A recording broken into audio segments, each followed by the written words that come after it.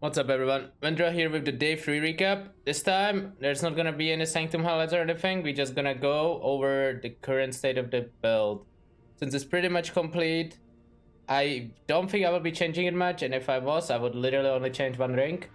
So I feel like it would be a good time to do a proper build diary, show the POB, explain what's changed about this build compared to previous leagues and whatnot, and talk about the next plans. So I'll also talk about the cost of the build, but that is always changing, so take it with a little bit of grain of salt. So let's start with the helmet. I mean, it's a typical suppression dex, Goldress, nothing extra. This is extra fire prefix, which we pretty much always want to have, and implicit for 14 total.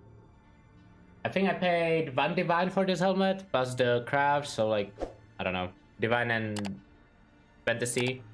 Pretty cheap for what it is. Does its job. So that's 14 fists extra, 14 fist damage taken as fire, and 40% from Cloak of Flame. I think Cloak of Flame is actually the best in slot chest for DD. I know some people disagree. I know some other guides don't have it. I think this is the best way to build DD right now.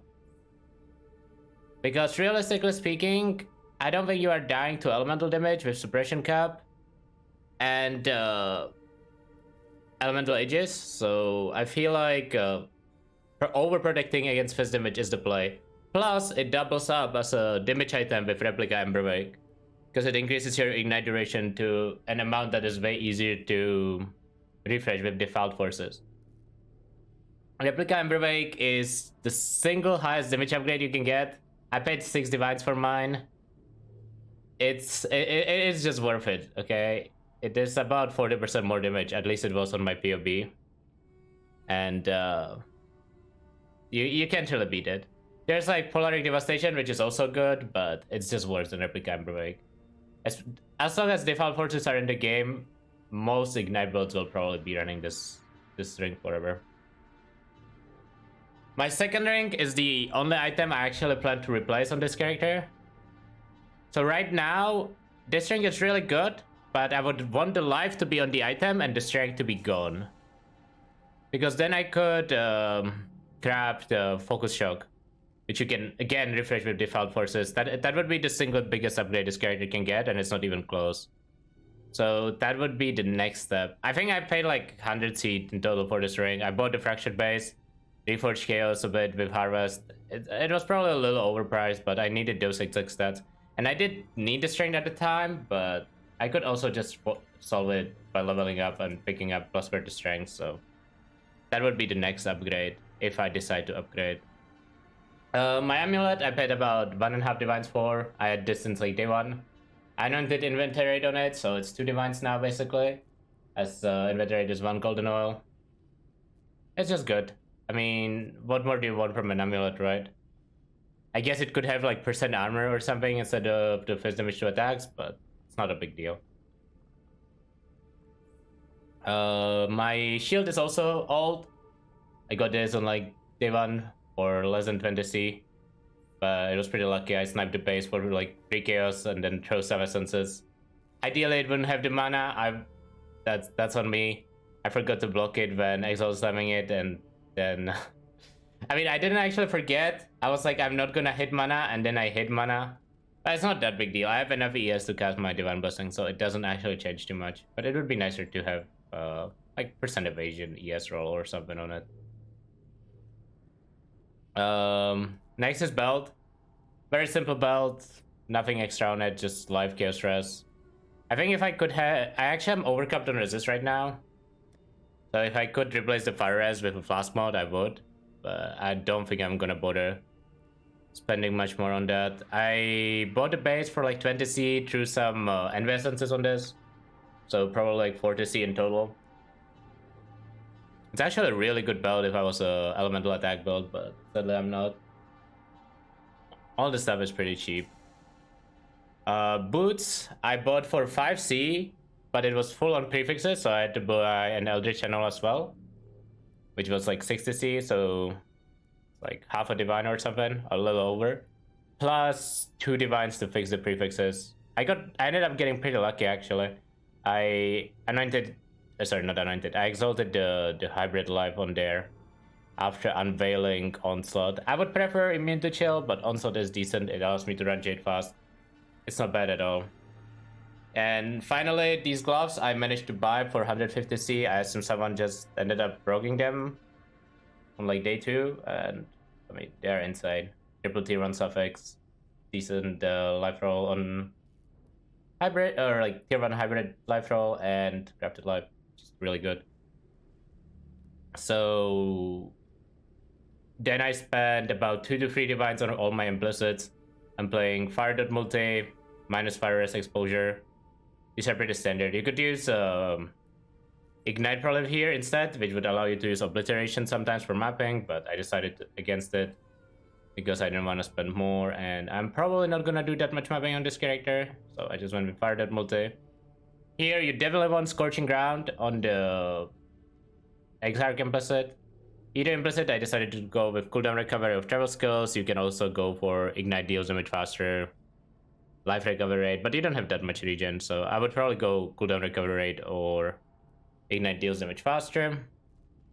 And on helmet, as I already talked about, Fizz damage taken as fire, and I ended up going Flammability, Curse Effect. All weakness is as good.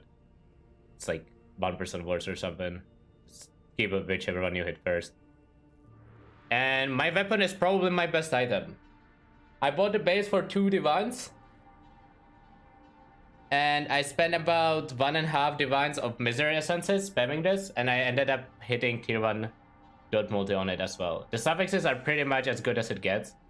Obviously, you could use a higher level essence, or you could use Deafening Essence instead of Shrieking, but it's as good as it gets. And you could fix the prefixes with Ashlink to go for the % fire damage and Ignite mode and grab fire as extra chaos for about 7% more damage, but I'm not willing to spend so many. It would be like 8 to 10 divines average or something to get 7% more damage on a character that I'm pretty much done with for now. When it comes to flasks, they're pretty standard. Flagellant on every flask, reduce curse effect, armor, avoid stun, and move speed.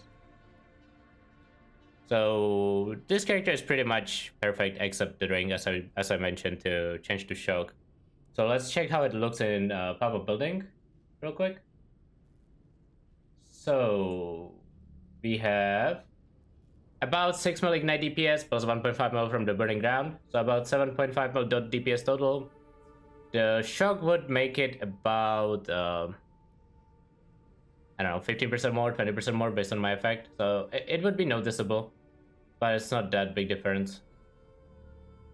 But the thing I wanted to talk about the most is I have it here in the configs. I forgot to mention that when going over the character, is the tattoos.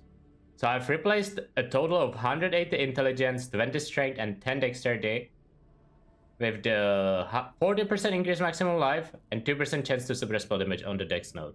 Right, so I have the dex node replaced here, and then a lot of end nodes are just replaced with 2% maximum life.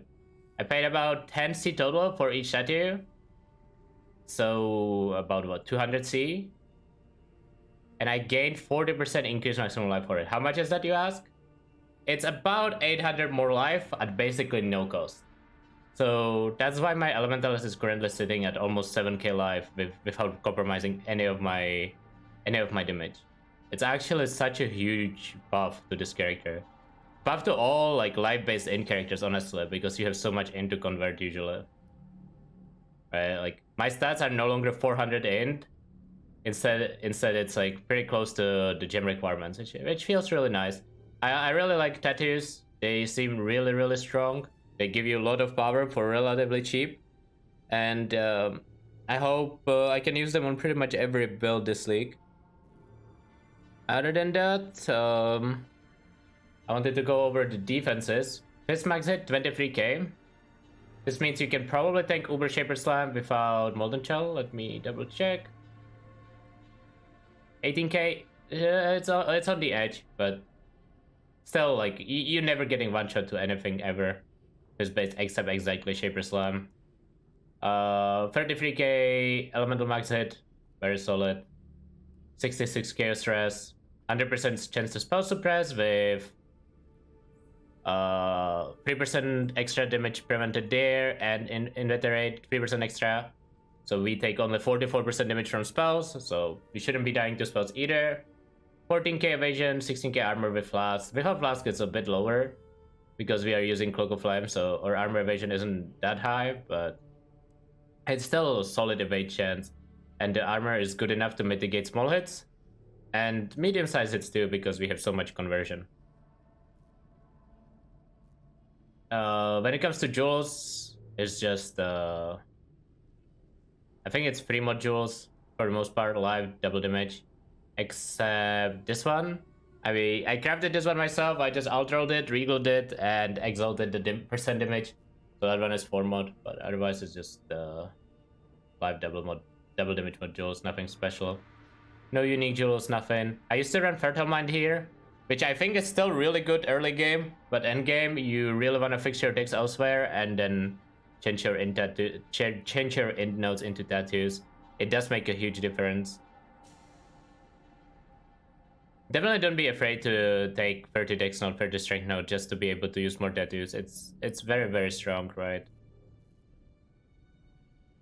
And I'm level 97, so I'm not gonna be getting much more skill points. I think the only skill point I will use is this strength node and just change the rank eventually when I get to it. Otherwise, I don't expect this character to go past 98, 99. I guess I could click this live node too. I will do some bossing on this, so hopefully I will have showcase of that tomorrow. And a little bit of mapping, maybe some guardians, invitations, just to showcase this boss in a content that's different than Sanctum. But other than that, this character is pretty much done, and we are looking forward to work on Hexblast Trickster. I wanna play CI on my second build. I think it's gonna be pretty mediocre, but I just wanna try it out. Started collecting some gear. It's not insane, but just gonna quickly mouse over what I currently have. I think I'm gonna use this shield. I need to craft this weapon. Nothing too special. I'm very on hit with Despair, so that's gonna be good for that balance of terror. I think that's pretty much all I have for the build. My currency status quick update. We have a lot of gum currency from Sanctum, as you can see. 1500 fusings, 11 divines, 400 chaos, 10 exalts. Nothing too special. I spent a bunch of the currency on gear and on the trickster gear, and I also invested in apothecaries, which I plan to sell eventually. But I bought one card for 16 and one card for 18 divines, so I felt like that was a good investment. We'll see if it pays off, but I don't expect it to ever be sold for less, so I'm not that worried. And yeah, I also got my first Eternal Damnation Sanctum, and this is floor 4 waiting for me. We have 700 resolve going into floor 4, not that worried about failing it, but still gotta play it safe. Hopefully we get an Eternal Damnation. Those are pretty expensive in hardcore right now. We'll see if the price stays. We'll see if the price stays, but would be nice to have one in the future if you want to build around it. But that's gonna be it. That's the overview for the DD character. I will make sure to include the POB in the description, and I will see you guys tomorrow with probably the last update on this character, since we gonna start leveling the trickster afterwards. Goodbye everyone, see you next time.